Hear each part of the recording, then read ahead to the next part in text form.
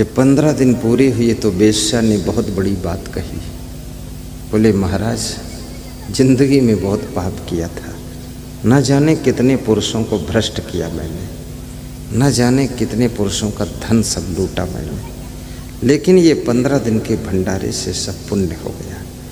तो जो साधु बैठा था खा रहा था 15 दिन से खीर पूड़ी वो क्या बोला, बहुत बड़ी बात बोला। उसने कहा 15 दिन पूरन भये खाए खीर और खाण, 15 दिन पूरन भये खाए खीर और खाण।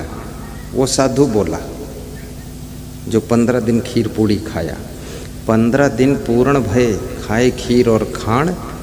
वेश्या से कहा उसने 15 दिन पूरन भये खाए खीर और खाण, और जैसा धन तैसे गया, तुम वेश्या हम भाड़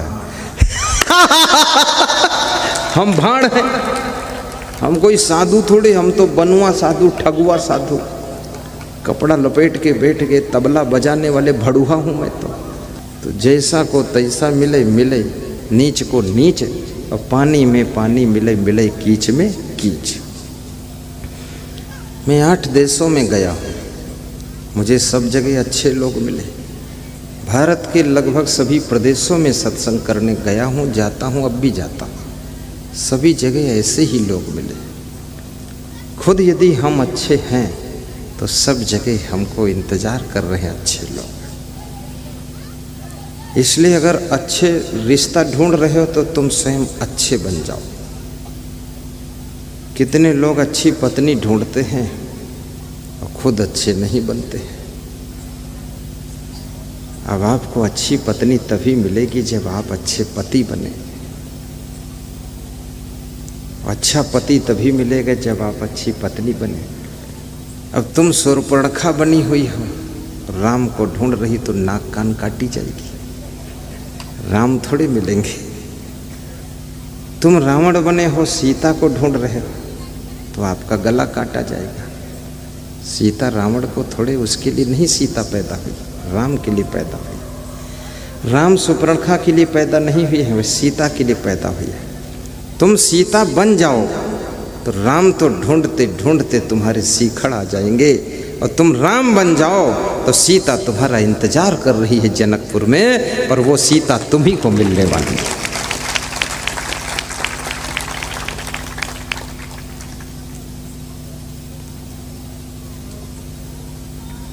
राय ज़्यादा, मंत्री ज़्यादा और अमीर ज़्यादा, तीनों एक लाइन में बैठे हुए। मुन्ना लाल चौधरी, ध्यान देना,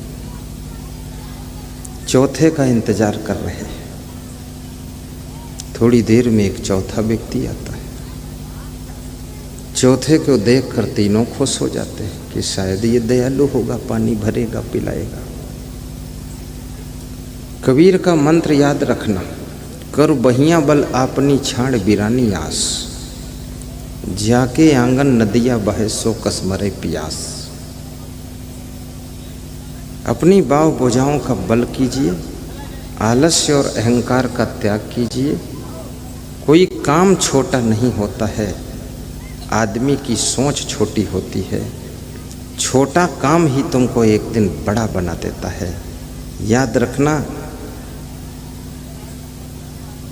आरएसएस के ऑफिस में झाड़ू लगाने वाला व्यक्ति एक दिन इतनी ऊंचाई पर पहुंच जाता है। मैं जब आश्रम में आया तो वहाँ के बाथरूम साफ करता था। सफाई मेरे नस नस में है।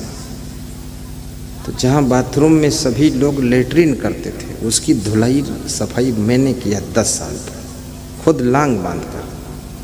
टट्टी सब लोग करते थे, सफाई हम करते थे। और जितने लोग लेटरिन जाते थे सब मुंह ऐंठते हुए निकलते थे कि बहुत गंदगी। तो मैं पूछता था, मुंह क्यों ऐंठ रहे हो? गंदगी किया तुमने, तुम्हारे पेट से गंदगी निकली, फिर मुंह फादिल ऐंठ रहे हो और सफाई करते नहीं। चलो मैं कर देता हूँ। बिल्कुल क्लीन रखता था। अयोध्या में मैं आया नृत्य गोपाल महाराज की छावनी में, वहाँ पर 1 दर्जन लेटरिनों को 3 घंटे साफ किया। 6-6 महीने पुरानी लेटरिन चिपकी हुई थी, तेजाब डाल के धोया। वो महाराज बड़े खुश हुए, 6 कंबल हमको दान दिया। हमने कहा कंबल मत दो महाराज, ये मेरा कर्तव्य और धर्म बनता है। बोले आप जैसा कोई महान संत आया नहीं। तो हमने कहा ये बेईमान ठिलुहा क्यों पाल रखे हो, ये गंदगी फैलाते हैं, काम चोर हराम खोर, ये साधु है कोई?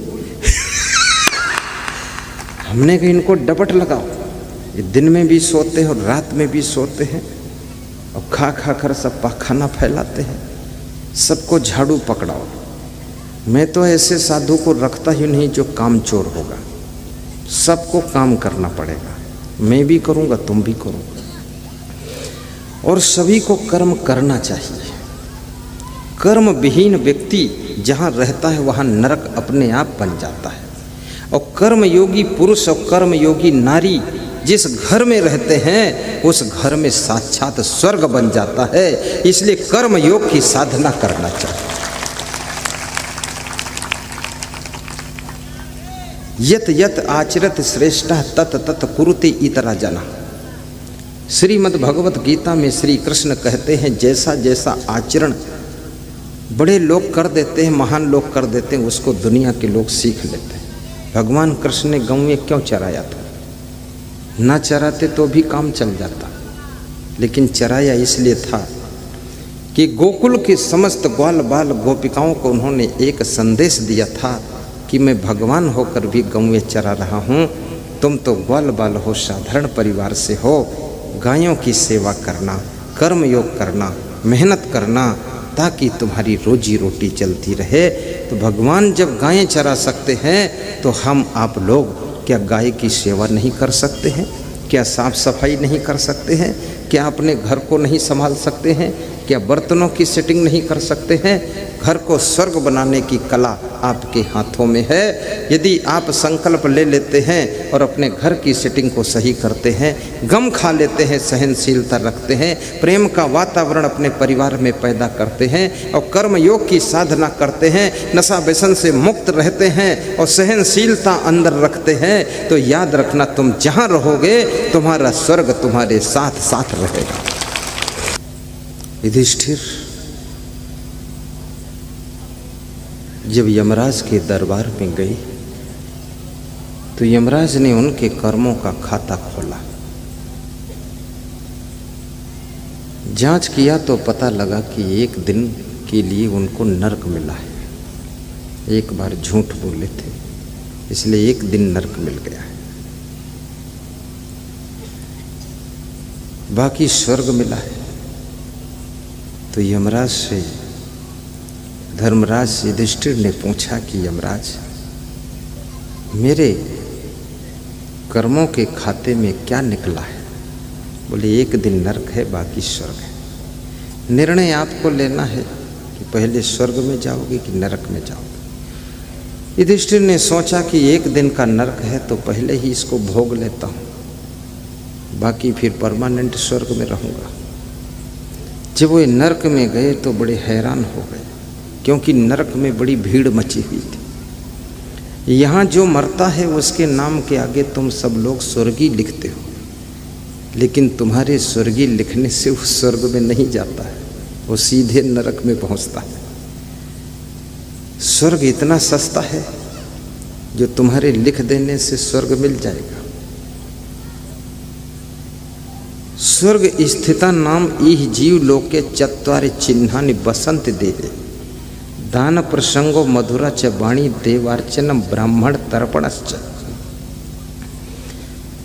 जिनमें ये 4 लक्षण होते उनको स्वर्ग मिलता है। नंबर 1, जो दानी स्वभाव के होते हैं। दान वही कर पाते हैं जो लोभ को जीत पाते हैं, और लोभ से जो पार हो गए तो समझ लो नरक से पार हो गए। लोभ ही बहुत बड़ा नरक है। त्रिविधम नरकसीदम द्वारम नाशनम आत्मना कामः क्रोधा तथा लोभा तस्मात् एतत्त्रयम् त्यजेत्। 3 नरक के द्वार हैं, काम, क्रोध और लोभ। जिस समय घर में तुम बहुत क्रोध करते हो तो तुमको इतनी अशांति हो जाती है कि आपको लगता है मेरे घर में पूरा नरक हो गया है। जिस समय तुम्हारे घर में प्रेम का वातावरण होता है, तुम्हारी पत्नी तुम्हारी बहन, तुम्हारी माँ प्रेम से बोलती है, तुम्हारे पिता, पुत्र, भाई सब प्रेम का व्यवहार करते हैं। तुम्हें लगता है मेरा घर तो स्वर्ग है, ये घर सदैव मेरे लिए परमानेंट रहे, ऐसा लगता है। क्रोध आपके घर को नरक बनाता है और काम वासना जब सीमाओं को तोड़ने लग जाती है तब आपकी जिंदगी में नरक का जन्म होने लग जाता है। आग चूल्हे में रहती है, चूल्हे की सीमा में आग रहती है, पूरे घर को भोजन पकाकर खिला देती है। और वही आग जब चूल्हे की सीमा को तोड़कर पूरे घर में फैल जाती है तो घर और घर का सामान और घर के लोगों को भी जला देती है। याद रखना, ये काम वासना की आग को जब तुम नियंत्रण में रखते हो, संयम नियम के चूल्हे में रखते हो, तब ये आग क्या करती है? ये सृष्टि की रचना करने में सहायक होती है। और जब ये आग आपकी पूरी जिंदगी में फैल जाती है तो आपकी जिंदगी की सुख शांति को जलाकर राख कर देती है और जिंदगी को नरक बना देती है। इसलिए नियंत्रण में रहना सीखो, कंट्रोल में खाना सीखो। खाने की सामग्री कितनी ही अच्छी हो और थोड़ा विवेक से खाइए। युक्ताहार विहारस्य युक्त चेष्टस्य कर्मसु युक्त स्वप्नों बोधस्य योगो भवत दुखा। कृष्ण कहते हैं जिसका आहार विहार यथा योग्य है और जिसका कर्म यथा योग्य है और जिसका शयन जागरण यथा योग्य है, उस व्यक्ति के दुख सुख में बदल जाते हैं, कांटे भी फूल बन जाते हैं। अभी मैं पधरौनी गया था, आधे घंटा के लिए रामचंद्र मौर्य के यहाँ खड़े हो मौर्य, और कल गया था मालिक राम चौरसिया के यहाँ खड़े हो तुम भी मालिक राम। तो दोनों जगह काजू किशमिश और बादाम ढेर का ढेर रखा हुआ था। बड़ी श्रद्धा से लाए, बड़ा महंगा होता है, 500-600 रुपये किलो काजू मिलता है। बादाम का रेट मुझे मालूम नहीं, किशमिश भी होगी 200-250 रुपये किलो। और बर्फी बहुत अच्छी थी। बैठ जाओ। कल भी मैंने सब वितरण करा दिया था और आज भी सब वितरण करा दिया। ज़्यादा हमको नहीं खाना चाहिए, न ज़्यादा साधुओं को खाना चाहिए, क्योंकि याद रखना, ज़्यादा खाने से कोई पहलवान नहीं बनता है, ज़्यादा खाने से मनुष्य बीमार बनता है। ज़्यादा खाने से कोई बुद्धिमान नहीं बनता है, ज़्यादा खाने से बुद्धिहीन हो जाता है। हनुमान जी फल फ्रूट खाते थे, बुद्धिमान बहुत थे। भगवान राम वनवास में कंदमूल खाते थे, बुद्धिमान बहुत थे, खिलाड़ी थे। कितनी स्त्रियां सोचती हैं अपने पतियों को ज़्यादा ठूंस ठूंस कर खिलाऊं तो बड़ा पहलवान हो जाएगा। पहलवान नहीं होगा, ये बीमार हो जाएगा।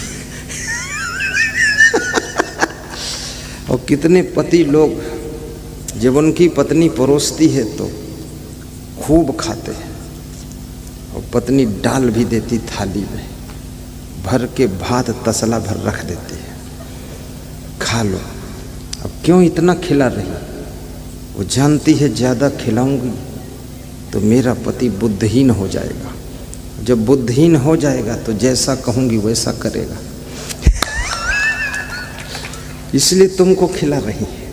बुद्धि घटे बहु भोजन खाए, बहुत भोजन खाने से बुद्धि घट जाती है, इसलिए बहुत नहीं खाना चाहिए। दाल चावल सब्जी रोटी दूध घी शक्कर मलाई दही सब खाइए। आप खिचड़ी भी खाइए, थोड़ा थोड़ा खाइए, बदल बदल कर खाइए।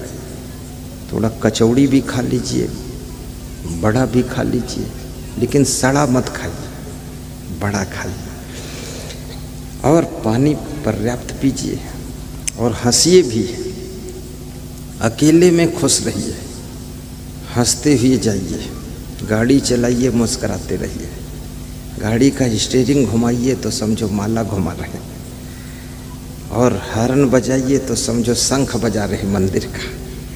गाड़ी मंदिर है, गाड़ी को मंदिर समझकर चलाइए, प्रेम से चलाइए। मंदिर में जाइए, मंदिर में जा कर के पूजा कीजिए। ऐसी पूजा करो कि तुम्हारा मन भी मंदिर बन जाए, तन तीर्थ बन जाए, कर्म ही धर्म बन जाए। और याद रखना, आपका हर कदम तीर्थ की परिक्रमा हो जाए। जहाँ जहाँ डोलो सोई परिक्रमा, जो कुछ करूँ सो पूजा। और सोई जाऊँ तो करूँ दंडवत भाव मिटाऊँ दूजा। संतों सहज समाधि भली।